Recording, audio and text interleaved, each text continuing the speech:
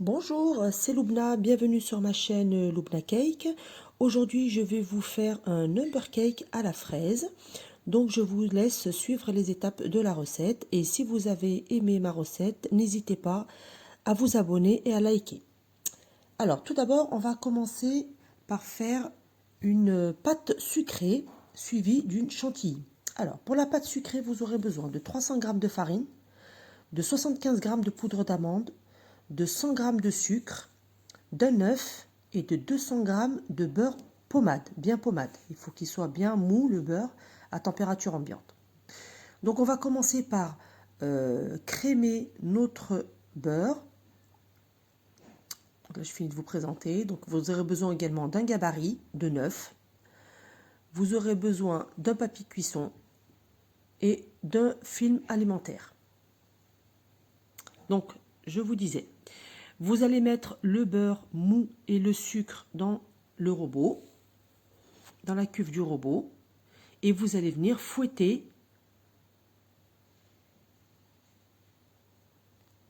les deux.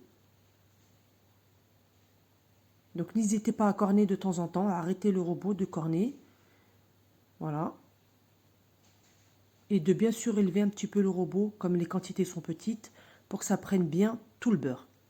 Donc une fois que le beurre est bien crémé avec le sucre, on va rajouter l'œuf et on remet à fouetter pour bien incorporer l'œuf.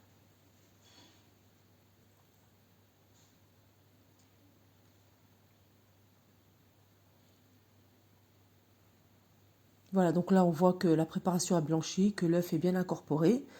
Donc on va enlever la feuille, le fouet, et on va le remplacer par la feuille du robot.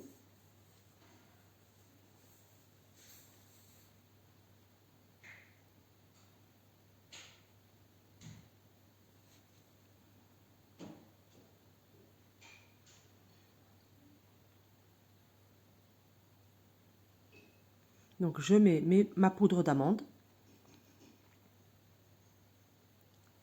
et je vais venir tamiser la farine. Donc vous mettez tout en même temps, la farine en une seule fois. Et une fois tamisée, on va venir avec la feuille du robot sabler la préparation. Donc il faut que vous ayez une texture de sable mouillé en fait. Voilà, je tamise toute ma farine. Voilà, donc j'ai mis la feuille du robot et je vais venir à vitesse lente, vitesse 1, sabler ma préparation. Donc il ne faut pas trop la laisser tourner.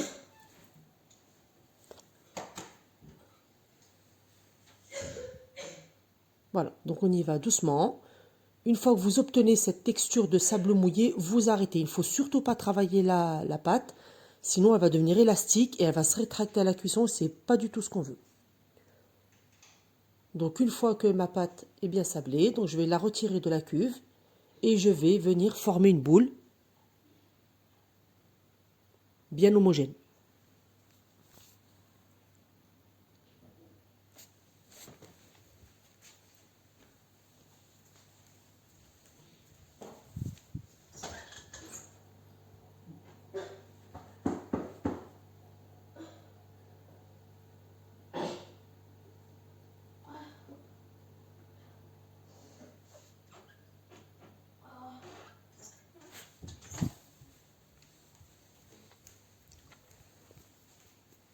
Donc voilà, donc je viens finir à la main. Surtout ne le faites pas au robot. Finissez de travailler votre pâte à la main tout en formant une boule. Voilà, donc on ramasse bien toutes les miettes. On vient corner la pâte qui reste collée sur la table. Et on va venir la filmer au contact.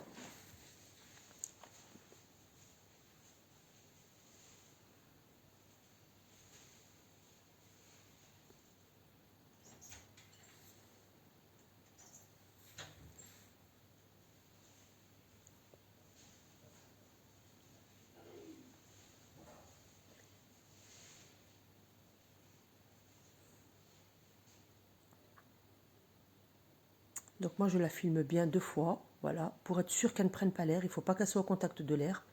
Donc on la filme 2 fois et on va la laisser poser 30 minutes minimum au frigo. Voilà, il faut que le beurre se refroidisse pour redurcir. Ce sera plus facile à travailler. Donc voilà, ma pâte a passé 30 minutes au frigo. Donc je la sors, j'enlève le papier film et je vais venir l'étaler tout doucement. Donc si vous avez du mal à l'étaler, parce qu'elle est trop froide et trop dure, laissez-la revenir à température ambiante environ 5 minutes et étalez-la. Si vous avez peur qu'elle reste collée, faites directement sur du papier cuisson. Ce sera beaucoup plus simple pour la suite. Vous pouvez l'étaler directement sur le papier cuisson. Donc une fois qu'on a bien étalé notre pâte, à environ 3 mm d'épaisseur, il ne faut pas qu'elle soit trop épaisse, pas trop fine, 3-4 mm d'épaisseur c'est très bien. Donc on vient vérifier que nos gabarits rentrent bien, qu'on pourra bien couper les deux gabarits en une seule fois, sur la même pâte. Vous pouvez le faire en 2 fois, faire 2 boules et couper 2 fois, faire 2 boules et couper 2 fois vos gabarits. Moi je préfère faire sur une seule pâte, c'est beaucoup plus simple. Voilà, donc on vérifie que nos gabarits rentrent bien. En fait, vous pouvez faire un 6, un 9. Après, moi, je prends un 9, mais vous pouvez faire ce que vous voulez comme chiffre.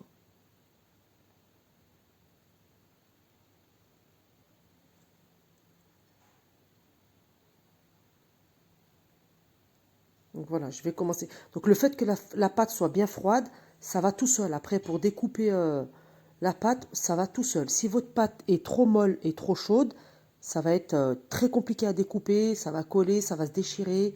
Donc si vous voyez que au moment de la découpe, quand vous avez commencé à découper, elle a du mal, remettez-la 10 minutes, 15 minutes au frigo et continuez l'opération. Donc on enlève les chutes. Voilà, regardez, ça va tout seul quand c'est froid. On enlève les chutes, on les filme et puis on s'en servira pour autre chose. Voilà, vous pouvez la congeler. Si vous n'en avez pas besoin tout de suite, vous pouvez la congeler et vous en servir plus tard. Donc voilà. Donc mes 2 chiffres sont coupés. Je vais venir glisser une plaque sous mon papier cuisson. Voilà, donc là j'ai mis ma plaque. On ne voit pas, mais il y a une plaque pour l'enfourner directement après. Et là, je vais venir mettre donc mes chiffres encore 30 minutes au frigo. Au frigo, au congélateur, selon la place que vous avez. Mais il faut bien redurcir la pâte. Le fait de l'avoir travaillée, elle s'est ramollie, elle s'est réchauffée, le beurre s'est réchauffé. Donc on refait figer le beurre au frigo avant de l'enfourner. C'est très important, sinon votre pâte va se rétracter et vos chiffres ne seront pas droits. Donc on laisse bien au frigo 30 minutes. Pendant ce temps, on préchauffe le four à 175 degrés. Voilà, donc là j'ai sorti mes chiffres du frigo. Regardez, ils sont bien durs, bien droits. Et à la cuisson, ils ne vont pas bouger. Voilà. Donc on enfourne 15 minutes à 175 degrés et on vérifie la cuisson. Il faut que les bords soient légèrement colorés et l'intérieur soit blanc, reste blanc. Donc pendant que mes chiffres, donc ma pâte sucrée va refroidir, on va préparer la crème chantilly. Donc pour ça, j'ai mis la cuve de mon robot et le fouet 30 minutes au congélateur. C'est très important que tous vos éléments soient bien froids. Donc vous aurez besoin de 450 g de mascarpone, 450 g de crème liquide, 30% de matière grasse minimum. Voilà, il faut qu'elle soit bien froide. Et 220 g de sucre glace. Donc là, je vais venir verser ma crème liquide dans la cuve de mon robot. Voilà, elle est bien froide. Dans la cuve de mon robot. Alors, doucement parce que là, ça gicle partout.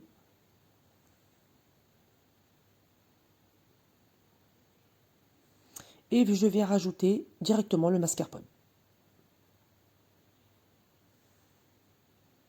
Et je vais venir mettre tout ça à fouetter à vitesse 1.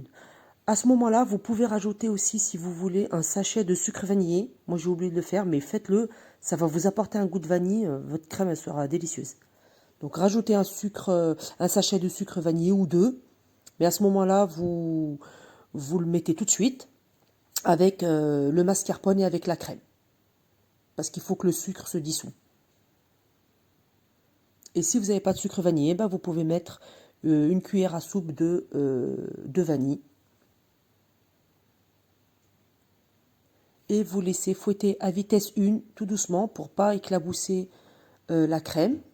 Et quand la crème commence à tenir, vous mettez une vitesse supérieure. Donc vous montez la vitesse et ensuite vous venez, quand votre crème commence à s'épaissir, vous venez ajouter le sucre en poudre, le sucre glace, pardon. Et là pareil, vous commencez à tourner votre sucre glace à vitesse 1 pour pas que le sucre s'envole de partout.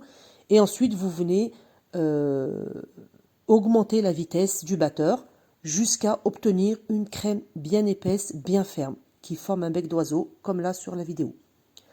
Donc une fois que c'est fait, vous allez la mettre au réfrigérateur, le temps de préparer votre poche à douille, ou vous la laissez à côté. Moi dans ma cuisine il fait frais, donc il n'y a pas de souci. Donc vous préparez votre poche à douille, vous mettez votre douille au fond de votre poche et vous venez couper la pointe. Ensuite, vous venez rouler la poche et l'enfoncer dans la douille pour pas que la préparation ne s'échappe. Et moi, je me sers d'un verre, j'ai un verre doseur en plastique assez haut. Donc, je mets ma poche à l'intérieur, je la retourne. C'est plus facile pour remplir ensuite la poche. Voilà, regardez, ça va tout seul.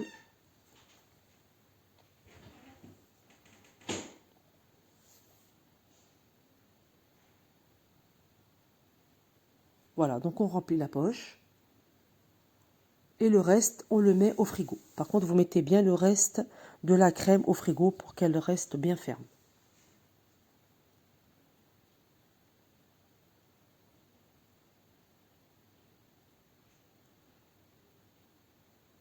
Donc voilà, ma poche est prête. Et je vais venir commencer à pocher mon biscuit. Donc là, vous allez poser votre premier biscuit directement sur le plat de présentation, parce qu'après, vous ne pourrez plus la bouger. C'est de la crème sable, c'est de la pâte sablée, c'est très fragile, c'est très friable, ça se casse très vite. Donc, posez délicatement votre premier chiffre directement sur votre plat de présentation. Donc, servez-vous d'une spatule plate ou d'une règle ou de quelque chose de plat pour pouvoir prendre votre pâte plus facilement et ne pas la casser. Donc, à partir de là, ben voilà, je commence à pocher tranquillement mon chiffre. Donc, tenez votre poche bien droite à 1 cm de hauteur. Il ne faut pas que la douille touche le biscuit, sinon vos boules vont s'écraser, ça ne fera pas joli. Donc, tenez votre poche à peu près 1 cm de hauteur et vous venez pocher tranquillement votre premier étage.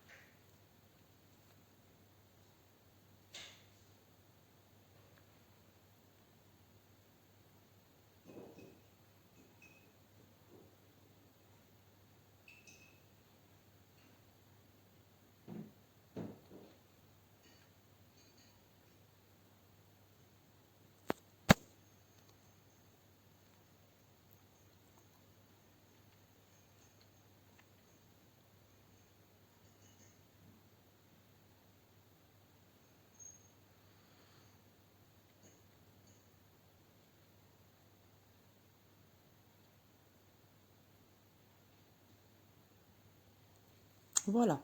Donc là, je vais venir combler. S'il y a des petits trous, vous venez les combler avec un peu de crème.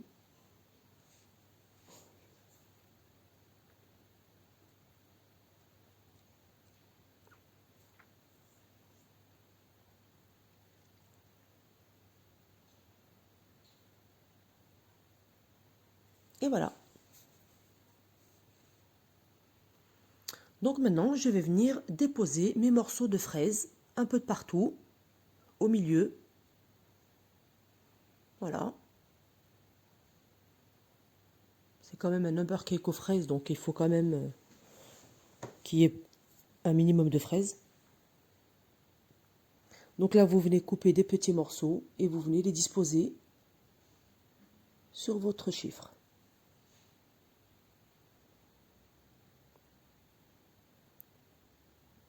Voilà, et on va ensuite venir déposer délicatement le deuxième étage, donc bien droit. Pareil, essayez de vous procurer une grande règle ou une grande spatule et prenez-la doucement. Si, parce que ça arrive souvent, elle se casse, donc vous venez, tant pis si elle se casse, et ben vous venez essayer de rafistoler un petit peu. Ça arrive souvent. Donc voilà, moi j'ai déposé mon deuxième chiffre et pareil que le premier, je vais venir pocher ma crème. Voilà. Comme la première fois, on va venir mettre la crème sur toute la surface.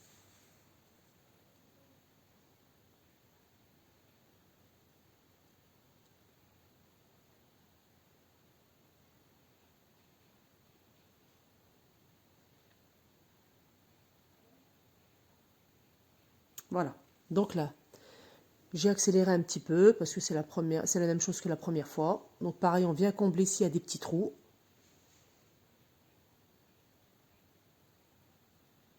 Et on laisse toujours 1 mm, voire 2 mm de bordure avant de pocher. Voilà. Donc voilà, là j'ai fini de pocher mon deuxième étage. J'ai comblé mes petits trous. Et donc, je viens sortir tous mes éléments de décoration. Donc, j'ai des fraises coupées en petits morceaux. J'ai pris quelques fraises que j'ai taillées sur la longueur en 4, tout en gardant les petites feuilles qu'il y a au-dessus. Ça fait joli dans la décoration. J'ai pris aussi quelques myrtilles et un sirop. Comme vous voyez là, j'ai fait un sirop à 30. Donc, en fait, un sirop à 30, donc c'est 135 g de sucre et 100 g d'eau que vous allez porter à ébullition jusqu'à 30 degrés. Quand vous atteignez les 30 degrés, vous éteignez et vous laissez refroidir votre sirop et vous allez venir y tremper les quartiers de fraises, seulement les quartiers de fraises. En fait, c'est pour... alors déjà, ça va faire briller vos fraises et ça fera plus joli sur votre gâteau. Et ça va protéger les fraises du froid, de la température ambiante. Ça va les empêcher de se dessécher, de noircir. Donc vous verrez, vos fraises resteront bien rouges, bien brillantes. Et elles ne bougeront pas. Donc voilà, vous venez disposer vos quartiers de fraises comme vous voulez, vos morceaux de fraises, vos myrtilles. Et moi, j'ai fait des petites tablettes avec du chocolat blanc. Donc j'achète des petits moules, c'est des moules jetables à tablette. Donc je fais fondre mon chocolat blanc. Vous pouvez mettre du chocolat noir, du chocolat au lait. Voilà, donc je fais fondre, je mets sur mes petits moules. Je laisse au congélateur environ 30 minutes. Et ensuite, je les sors. Et voilà, j'obtiens mes petites tablettes. Donc c'est joli pour décorer. Avec la fraise, du chocolat blanc, ça ressort très bien. Donc voilà. Après, libre à vous de décorer comme vous voulez, avec ce que vous voulez. Moi, j'ai mis des petits morceaux, j'ai mis des quartiers de fraises, des myrtilles et des petites tablettes de chocolat blanc. Vous auriez pu rajouter aussi des macarons, des meringues. Vraiment, vous mettez ce que vous voulez. Donc là, libre à vous de décorer votre gâteau comme vous voulez. Donc voilà, on essaye quand même de bien remplir, le dessus, qu'il y ait un maximum de fruits.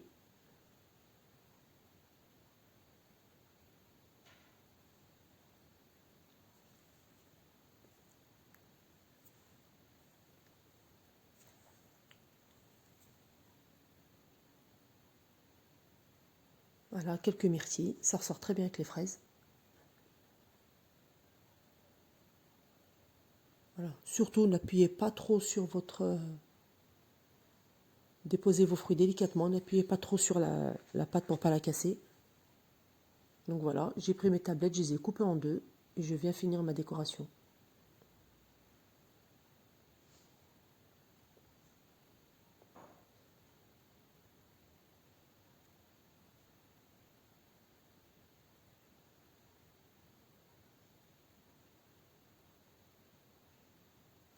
Et voilà, je mets mon dernier morceau de chocolat. Et voilà, donc mon gâteau est terminé.